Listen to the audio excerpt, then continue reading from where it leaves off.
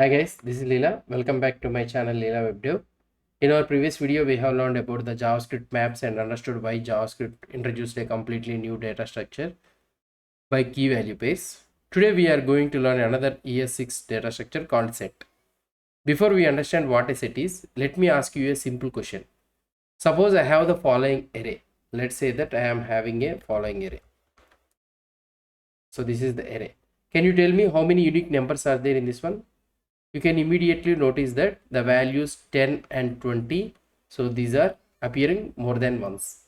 Now imagine this array contains 1 million records. How would you remove the duplicate values? Would you write the nested loops, or will you use the filter, or would you use the index of? Before ES6, developers have to write the traditional code just to remove the duplicate values. JavaScript noticed this is very common requirement. So in ES6, they have introduced a brand new data structure called set. By the end of this video, you will understand what a set is, why JavaScript introduced it, how it differs from an array, why duplicates are not allowed, and when you should use the set. With real examples we'll try to see. So let's begin. Arrays are one of the most commonly used data structures in the JavaScript. For example, let's say that we are having fruits is equal to apple, orange, mango, right? Everything looks good. Now let's understand add duplicate values to this one. So let's say that I will have something like this. So now I have added duplicate values to this one. JavaScript accepts this without any problem. Arrays don't care whether the values are unique.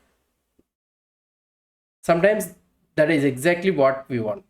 For example, if you are storing customers record, duplicate products may be perfectly valid, but many times duplicates create problem.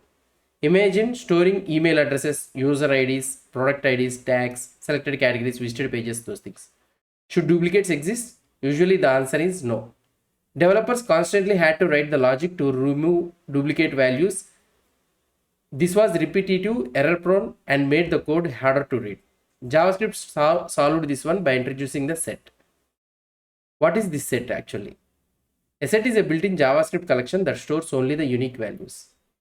That's the most important thing to remember. No duplicates. This is the main point.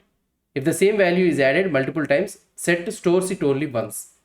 Let's see with an example. Let's say that I am having a constant number is equal to set like this. And if I want to add the values means, so here I will try to add it something like this. Numbers.add of 10, numbers.add of 20, something like this. Now if I try to do the console.log of numbers, so what will be the output for this one? Let's run it. And you will be able to see only the 10 and 20. Notice that we have added the value of 10 twice, but the set contains only 110. The duplicate value is ignored. This one is ignored. That is the main purpose of a set. So creating a set, we'll try to see. Creating an empty set is very simple. Just we'll try to do it with constant here, set is equal to new set. We can also create a set directly from an array also. So something like if you want to create a set, so directly instead of writing this one all, so you can write something like constant number is a new set of 10, 20, 30. Let's see something interesting. So if you try to write the set something like this, so here I am trying to do duplicate values, and if I do console.log of, so if I try to do the console.log of numbers, so what will happen? Let's try to see. So if I run this one, so you'll be able to see 10, 20, 30, 40 only. All duplicate values are removed automatically. This is one of the most popular uses of set. So why was set introduced? Let's answer this question we asked at the beginning. Why did JavaScript introduce the set?